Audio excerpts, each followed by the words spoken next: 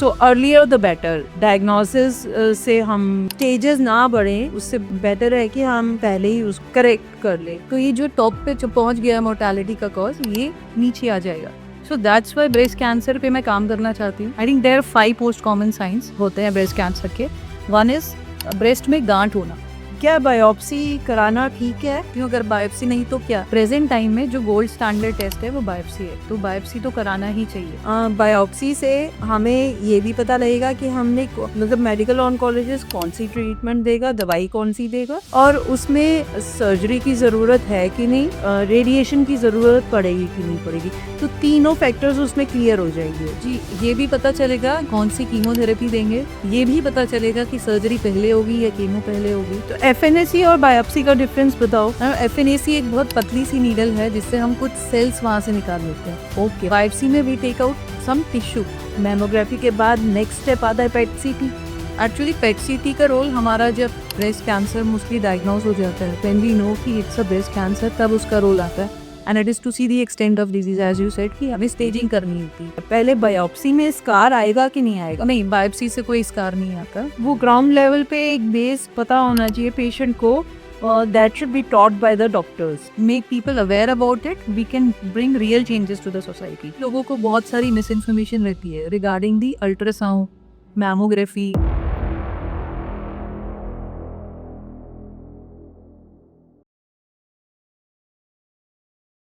Hello friends. So आज फिर wrinkle तलवार आपके सामने है, और एक नए एपिसोड के साथ हमारी हेल्थ केयर सीरीज़ में we are going to talk about cancer, breast cancer in particular.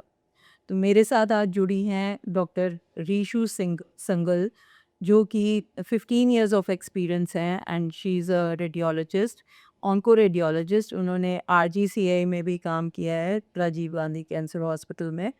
And Rohini में इनका अपना एचवीडी के नाम से एक सेंटर है, डायग्नोस्टिक सेंटर। तो मैं आज आपको इंट्रोड्यूस कर रही हूँ डॉक्टर रीशु संगल से। Hello doctor Rishu, how are you? Hello ma'am. So आज हम बात करते हैं ब्रेस्ट कैंसर के बारे में, और आपकी हमें हेल्प चाहिए लोगों को बताने के लिए कि बेसिकली हम ब्रेस्ट कैंसर को, उसके साइंस और सिम्टम्स क्या होते हैं, जिससे कि एक लेमैन, मेरे जैसा कोई भी हो, वो एक समझ सके कि भाई उसको एक मेडिकल ऑन्कोलॉजिस्ट या गायनाकोलॉजिस्ट को दिखाने की ज़रूरत है। तो एज अ रेडियोलॉजिस्ट आप क्या सजेस्ट करेंगे कि what should be the major signs and symptoms? Thank you so much for calling me ma'am, सबसे पहले। एंड आपने टॉपिक बहुत अच्छा सेलेक्ट किया, breast cancer. This is really close to my heart. And as now International Women's Day is coming up, तो I think हम बहुत relevant time पे इसके बारे में बात कर रहे हैं। एक्चुअली ब्रेस्ट कैंसर पे बात करना इसलिए भी बहुत इंपॉर्टेंट है because it is a very very common cancer, and it is the second most common cause of deaths in women in India. और दूसरी एक और चीज़ इसके बारे में बहुत स्पेशल है कि ये इसको डायग्नोस करना, इसको अर्ली डिटेक्ट करने से हम इससे होने वाली मोर्टालिटी को बहुत कम कर सकते हैं। करेक्ट। सो एक चीज़ है जिसको हम बहुत जल्दी पकड़ सकते हैं, और एक चीज़ है जिसकी वजह से बहुत कॉमन डेथ्स भी हो रही है। तो इसका मतलब the gap is between the basically awareness का गैप है डायग्नोसिस का। हाँ। सो जब हम लोग को इसके बारे में मालूम होगा और हम इसको अर्ली डिटेक्ट कर लेंगे, तो ये जो टॉप पे जो पहुंच गया मोर्टालिटी का कॉज, ये नीचे आ जाएगा। So that's why breast cancer पे मैं काम करना चाहती हूँ, because this is such an important thing in a present time. और इसके ऊपर अगर हम मेहनत करें, if we make people aware about it, we can bring real changes to the society. And now coming to the signs and symptoms, I think there are 5 most common signs जो हाँ होते हैं ब्रेस्ट कैंसर के। One is breast में गांठ होना।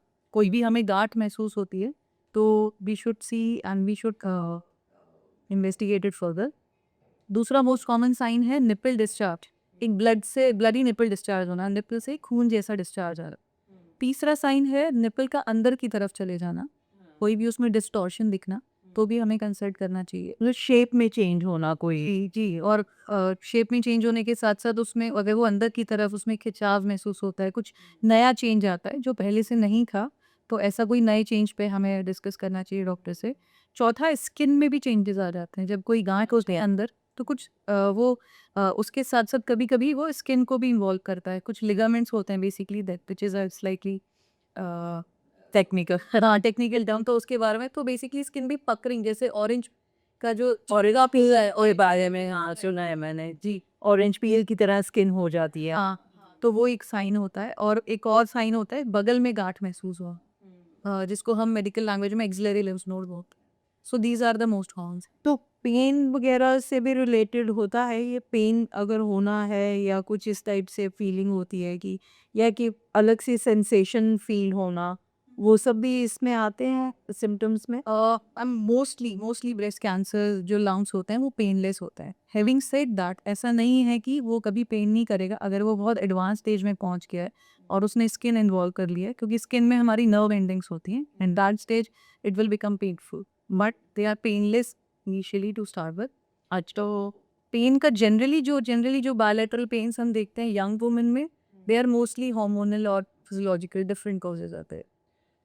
मतलब initial stage पे अगर हमने इसको डायग्नोज करना है तो सबसे पहले हमें 4-5 चीज़ों पे ही फोकस करना है। जी जी जी।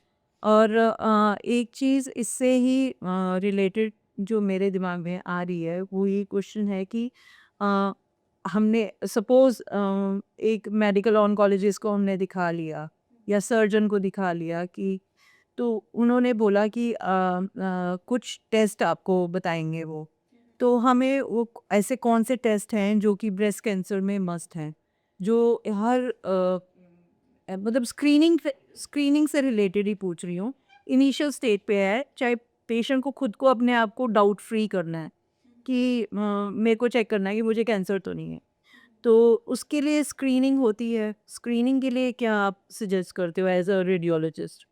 Screening is something where basically when patient is asymptomatic, तो जब हम किसी चीज़ को डिटेक्ट करने के लिए टेस्ट करते हैं, जब तक कि हमें उसके सिम्टम्स नहीं आए हैं उसे स्क्रीनिंग कहते हैं। अभी जो हम साइंस की बात कर रहे हैं वो उन पेशेंट्स को है जिनको ऑलरेडी कोई सिम्टम या साइन आ गए हैं। हाँ, तो जब भी हमें कोई साइन मिले ऐसा ब्रेस्ट कैंसर का, जो भी हमने 5 साइन डिस्कस किए, तो we should actually visit the doctor, and which can be जो the best person to visit is a breast surgeon. आजकल स्पेसिफिक ब्रेस्ट सर्जन्स होते हैं, हम वहाँ विजिट करें। हम एक ब्रेस्ट रेडियोलॉजिस्ट के पास विजिट कर सकते हैं। Okay. Then we can also visit a gynaecologist, जो आपको सबसे इजीली आपके आसपास, और हम सबकी गायनाकोलॉजिस्ट होती हैं, आप अपनी गायनाकोलॉजिस्ट से डिस्कस कर सकते हैं, और या फिर कोई सर्जन के साथ डिस्कस कर सकते हैं। So this is how you should approach it. Now coming to the screening part. Screening is a different thing. Screening is basically done in healthy individuals. जिनको कोई साइन या सिम्टम्स नहीं है। Just for a safer side you are going for a routine checkup. Right, तो screening भी safer side, ऐसा नहीं है कि स्क्रीनिंग को लेके क्लियर कट गाइडलाइंस हैं। तो any women who is more than 40 years of age, उसको स्क्रीनिंग करानी चाहिए। और स्क्रीनिंग कराने का किस तरह से कराना है इसकी भी गाइडलाइन है, that you should undergo screening with the mammography. Mammography is the test for screening, not ultrasound breast. जो बहुत लोगों को लगता है कॉमनली कि अल्ट्रासाउंड अगर हमने करा लिया we do not need mammography now, तो ऐसा नहीं है। एंड देन जो सबसे इम्पॉर्टेंट पार्ट है जिस पे मैं हमेशा बहुत स्ट्रेस देती हूँ, it should be annual, repeatable. So every year, her female above 40, she should go for a right right check, तो वेरी सिंपल थिंग है। आजकल हम सब लोग बहुत अवेयर हैं, हम लोग एनुअल हेल्थ चेकअप्स करा लेते हैं, ब्लड टेस्ट कराते हैं, उसके साथ हमें सिर्फ एक टेस्ट को ऐड करता है विच इज़ मैमोग्राफी। तो उससे क्या होगा कि हम लोग हर साल जब उसको कराते हैं, then it is useful, then it is effective, क्योंकि आपने एक बार कराया, उस पर्टिकुलर मोमेंट पे उस पर्टिकुलर टाइम का पता चल गया। But if you develop cancer later on, तो उसका पता नहीं चलेगा। सो जब हम उसको हर साल कराते हैं, तो then we are able to see any minor changes which are coming up in breast. So masses के लिए ये मैसेज है कि before you get into this problem it's better to get screening every year. Right आप हर साल अपना checkup कराइए, जैसे नॉर्मल ब्लड टेस्ट आप रूटीन चेकअप में कराते हैं।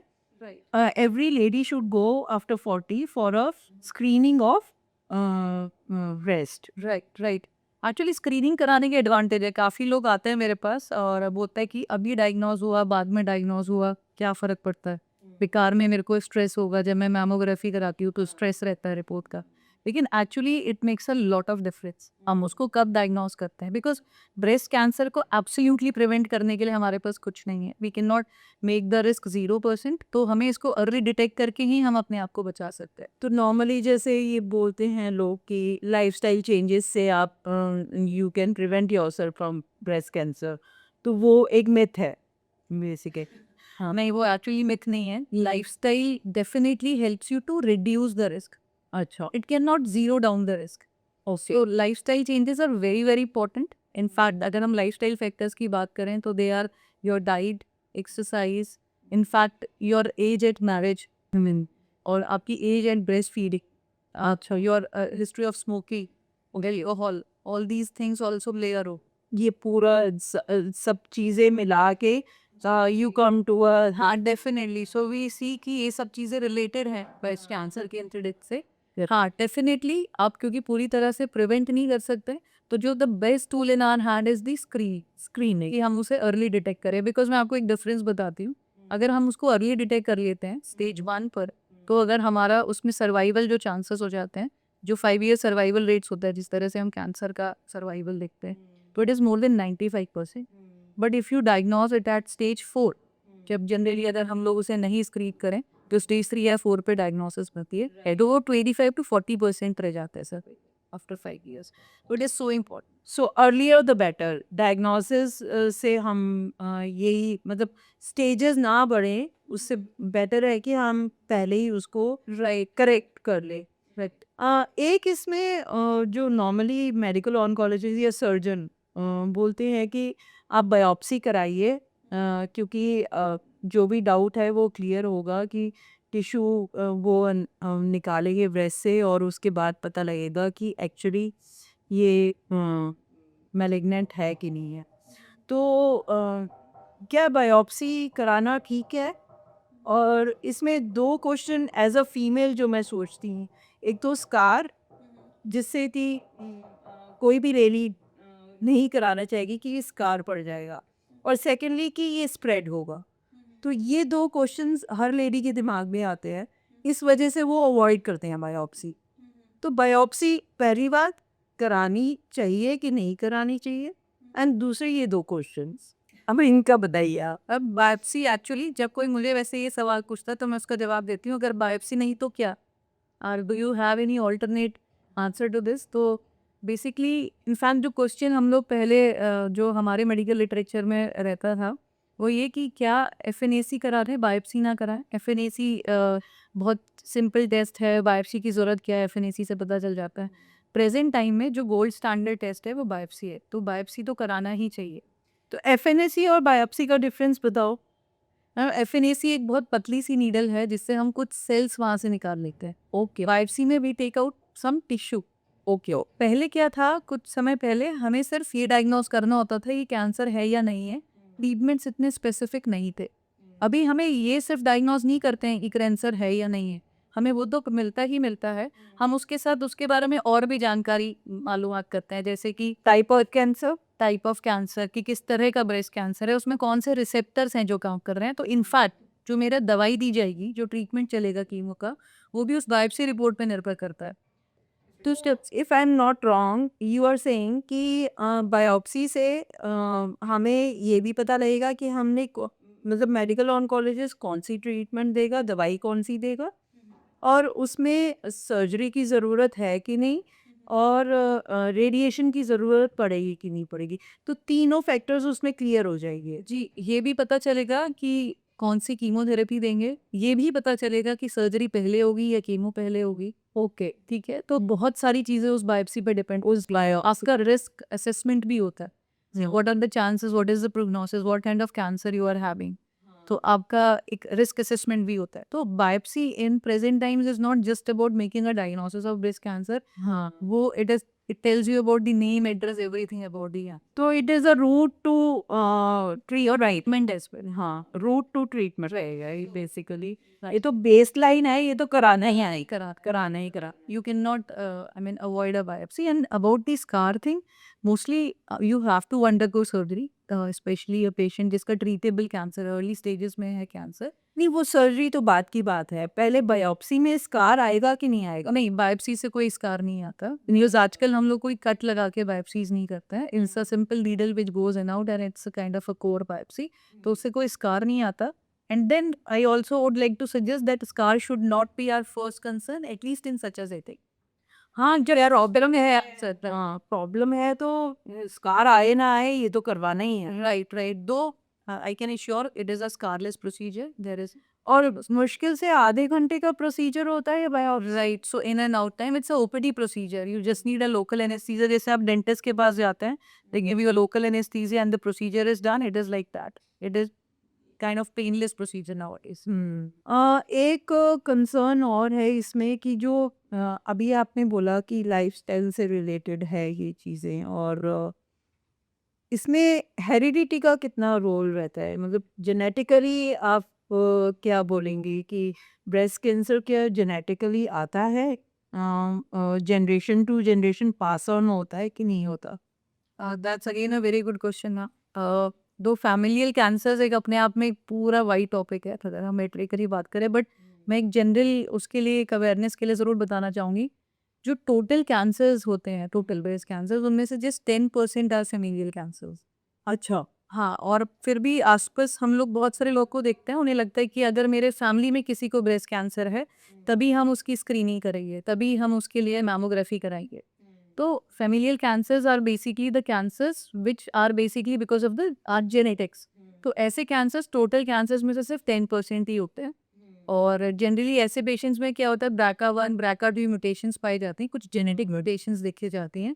और इसमें एक और इम्पॉर्टेंट पार्ट है कि कई बार लोगों को लगता है कि मेरी मदर को आते हैं मेरे पास पेशेंट्स, बोलते हैं मेरी मदर को कैंसर हुआ था और इसीलिए मुझे मेरा रिस्क ज़्यादा है, तो आप मेरा मैमोग्राफी करिए। एक्चुअली इसमें दो चीज़ें इंपॉर्टेंट हैं। एक तो फैमिली में फॉर एग्जांपल आपकी मदर को ब्रेस्ट कैंसर का हिस्ट्री है, तो किस एज पे उनको कैंसर हुआ। Okay. So if it was diagnosed at the age of 40 when she was young, then it becomes significant. If it was diagnosed at the age of 70 80 60, तो mostly these are sporadic cancers, non familial cancer. Okay. एक general risk की वजह से हमें भी हो सकता है। इट इज़ नॉट बिकॉज कि मेरी मदर को कैंसर था। देन हमारी फैमिली में मतलब मदर की साइड पे, पैटर्नल साइड पे बहुत सारे लोगों को कैंसर था। मतलब मेरी मासी को, मेरी नानी को, मेरी मदर को, फैमिली में बहुत सारे लोग को एक ही साइड से मल्टीपल लोग को ब्रेस्ट कैंसर की हुई थी। Then it become significant family history. तो उसमें तो स्क्रीनिंग और ज़्यादा इम्पोर्टेंट हो जाती है राइट, ना? क्योंकि हिस्ट्री चलती आ रही है, और जो यंग एज पे अगर पीछे हिस्ट्री में अगर पेरेंट्स को या किसी को भी कैंसर हो रहा है, तो this becomes very important for a new generation कि उसको स्क्रीनिंग ज़रूर करानी चाहिए। हाँ, definitely. So if that kind of significant family history there, इसकी भी एक्चुअली कुछ रिस्क फैक्टर्स होते हैं। जैसे आपको बचपन में कोई लिम्फोमा की वजह से चेस्ट रेडिएशन अगर लगा है, तो भी आप एक हाई रिस्क ग्रुप में आते हैं। तो स्क्रीनिंग के प्रोटोकॉल्स डिफरेंट है रियो। अगर हमारी कंट्री में कोई स्क्रीनिंग प्रोग्राम नहीं है, वेस्टर्न कंट्रीज में होते हैं। 25 ईयर की एज पे वो सबसे पहले सारी फीमेल्स का एक रिस्क असेसमेंट करते हैं। अच्छा, उनको वो कैटेगरीज डिफाइन करता है, whether you are in a high risk category और you are in a moderate risk category. So if you are in a high risk category को 30 ईयर की एज, इनफैक्ट 25 की एज से ही आपकी स्क्रीनिंग शुरू कर देते हैं। अच्छा। सो इनिशियली क्योंकि मैमोग्राफी यंग एज में इतना इफेक्टिव नहीं होता, बिकॉज ब्रेस्ट बहुत टेंस होता है, मैमो में हमें कुछ ज़्यादा नहीं दिख पाता। तो इनिशियली आप एमआरआई से शुरू करते हैं और 30 ईयर की एज पे वो मैमोग्राफी भी ऐड कर देंगे। Okay. So you are undergoing both the test, mammography and MRI, तो इतना अच्छे से उन पेशेंट्स को स्क्रीनिंग की जरूरत होगा। ये जो एक मिथ है नहीं है, ये आप बताओगे कि रेडिएशन से नुकसान होता है बहुत ज़्यादा बॉडी को, पार्ट्स में, मतलब जो बॉडी पार्ट्स हैं वो इफ़ेक्ट हो जाते हैं। आप कैंसर को तो किल कर रहे हो, लेकिन उसके साथ साथ आप अगर डायग्नोसिस में भी एमआरआई वगैरह मैमोग्राफी करा रहे हो, तो you are harming your body. तो इसके बारे में आप क्या बताओगे कि मतलब दिस इज़ अ फैक्ट और नहीं, एक्चुअली इसके ऊपर भी काफ़ी स्टडीज़ हुई हैं, क्योंकि ये कंसर्न आया था कि जब हर साल वुमेन मैमोग्राफी कराएंगी कहो को रेडिएशन एक्सपोजर का। सो जो मशीन हम लोग मैमोग्राफी के लिए यूज़ करते, so they are also x-rays, but जो मशीन हम मैमोग्राफी के लिए यूज़ करते हैं उसमें बहुत लो डोज एक्सरेज होते हैं, very very small dose, even much lower than a chest x-ray. Okay, ये तो अम्मी ये इसके ऊपर भी स्टडीज हुआ, देखा गया जब लोगों का हर साल उन्होंने मैमोग्राफी टेस्ट कराया को उन्होंने they didn't see any increase risk of cancer. In fact what they saw, जो हम रिस्क वर्सेस बेनिफिट की बात करें, जब हम लोग मेडिसिन में किसी चीज़ के बारे में बात करते हैं तो हम लोग वाइट एंड ब्लैक नहीं होता, it is always about risk versus benefit. So the risk of having a breast cancer, so India में जो इंसिडेंस है breast cancer, it is 1 in every 29 हो। ओके, ठीक है, इट इज दैट हाई? या it is that high, 1 in every। In fact western world में it is 1 in 8। Oh, या so they have lot of good screening programmes, but हमारी country में कोई स्क्रीनिंग प्रोग्राम नहीं है। इन फैक्ट एक और बड़ी इंटरेस्टिंग चीज़ है, इससे मैं बताऊंगी कि वहाँ पे अगर 1 in 8 वुमेन को रिस्क है, यहाँ पे हमारे यहाँ इंसिडेंसेस 1 in 29, बट फिर भी कैंसर से होने वाली डेथ्स हमारे यहाँ ज़्यादा, क्योंकि हम लोग we are negligent. Because we are not screening it. हाँ, and they have a national programme for that, उनकी गवर्नमेंट उनके लिए वो स्क्रीनिंग करा रही। हम लोग इग्नोरेंट है ना अपने, मतलब इग्नोरेंट भी हैं, we do not have any country wide programme. इसमें बहुत, जैसे पोलियो के लिए गवर्नमेंट ने एक बहुत बड़ा प्रोग्राम किया and we were able to eradicate polio. इस वक्त हमें इसी तरह का इनिशिएटिव ब्रेस्ट कैंसर के लिए भी चाहिए कि, क्योंकि there is a lot of heterogeneous population, some people do not even have access to मैमोग्राफीज।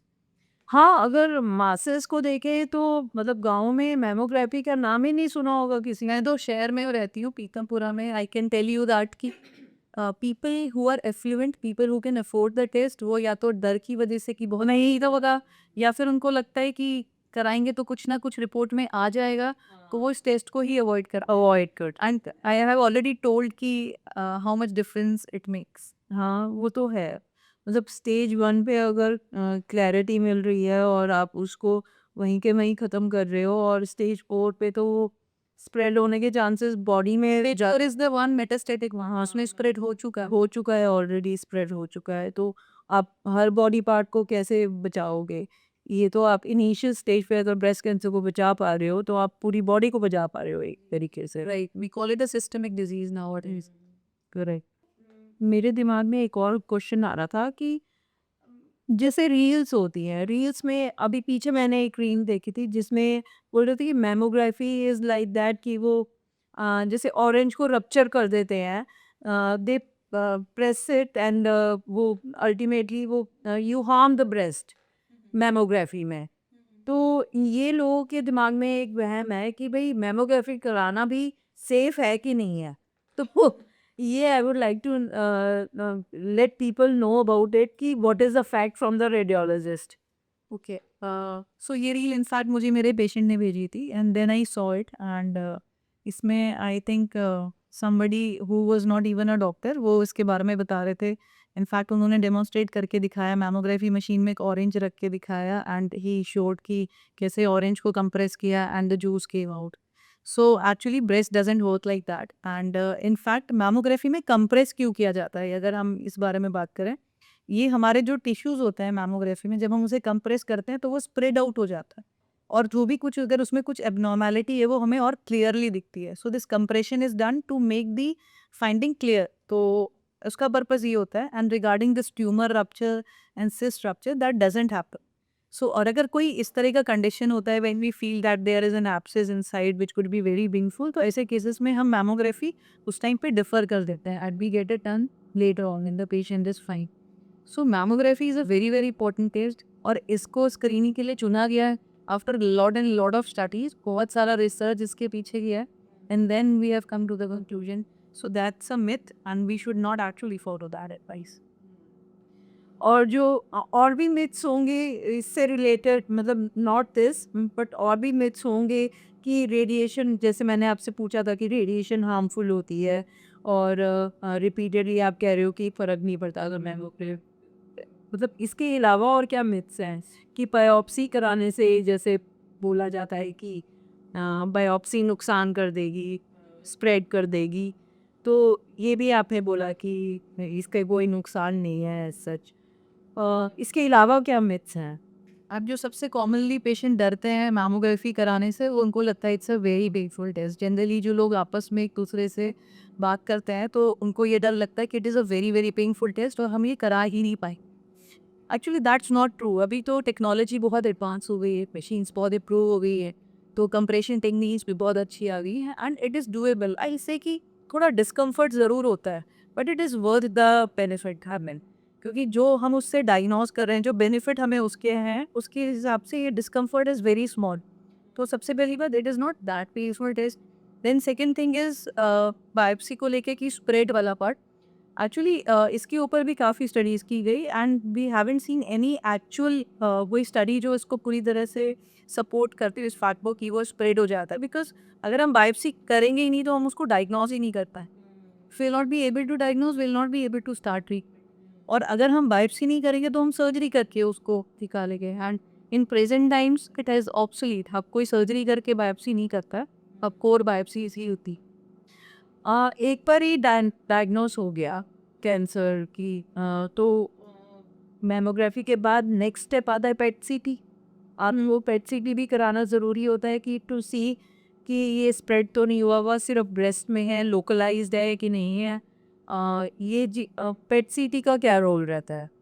हम एक्चुअली पेट सीटी का रोल हमारा, जब ब्रेस्ट कैंसर मोस्टली डायग्नोज हो जाता है, व्हेन वी नो कि इट्स अ ब्रेस्ट कैंसर, तब उसका रोल आता है। And it is to see the extent of disease, as you said कि हमें स्टेजिंग करनी होती है। So biopsy tells confirms it is a breast cancer, PET CT helps us in staging of the disease. ये part, उसके अलावा भी लोगों को बहुत सारी मिस इन्फॉर्मेशन रहती है regarding the ultrasound, mammography.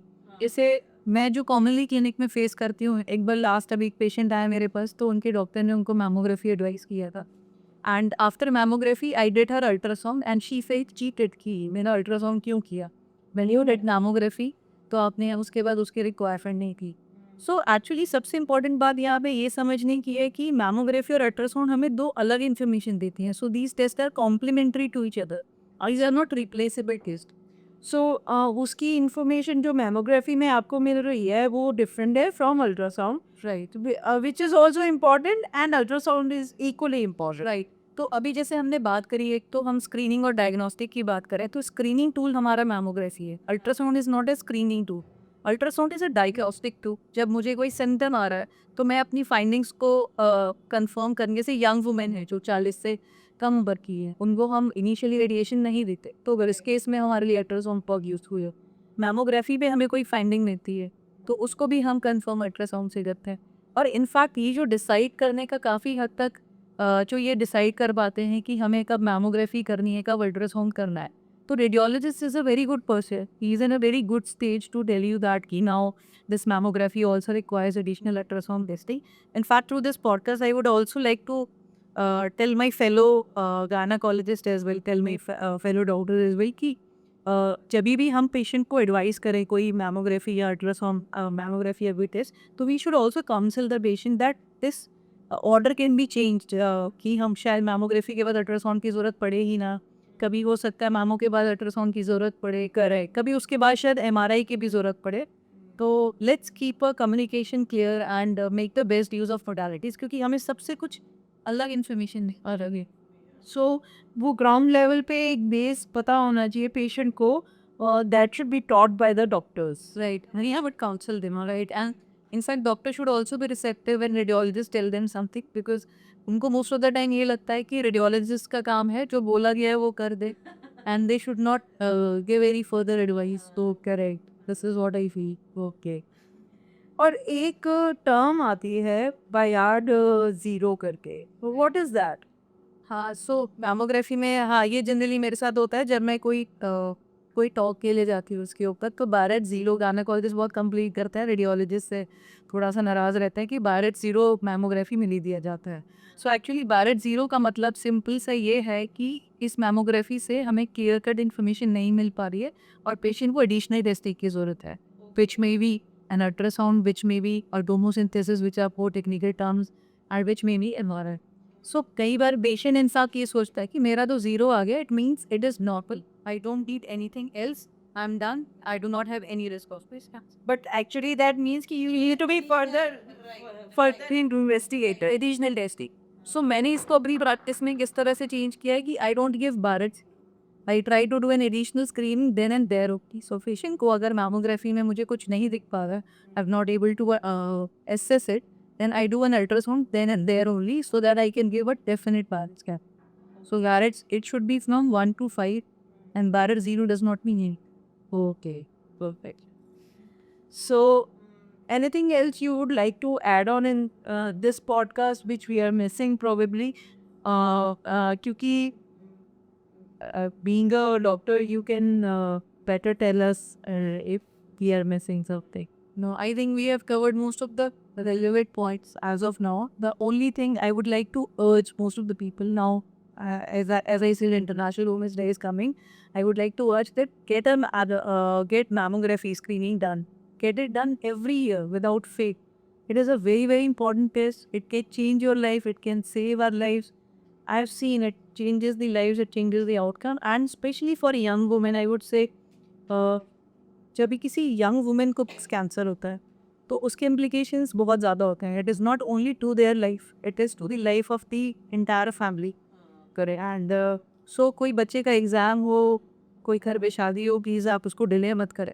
Gate it done. Your health is the priority और you are the boss. I mean, you are the most important part of it.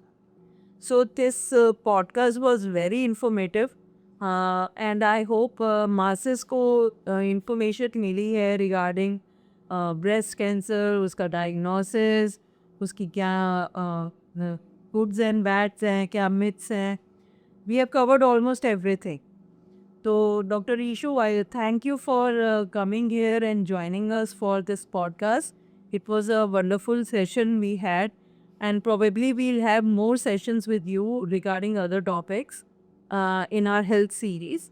We'll come with other episodes on health series, and thank you for now. Bye. Thank you so much, ma'am. Thank you.